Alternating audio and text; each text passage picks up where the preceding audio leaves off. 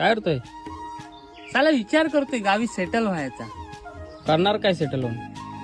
काय करणार म्हणजे, अरे गुरा घेईन आणि गुरांची शेणा काढीन. अरे शेणा काढून ती विकन. हा. मलाच घरात काल पालखी आली हा. तर अंगण चालवायला शेण नाही. त्या मोरल्या तात्याकडे गेलो, जरा वाईट शेण द्या बोललो, तर वासाड्याने शेण नाही दिलं.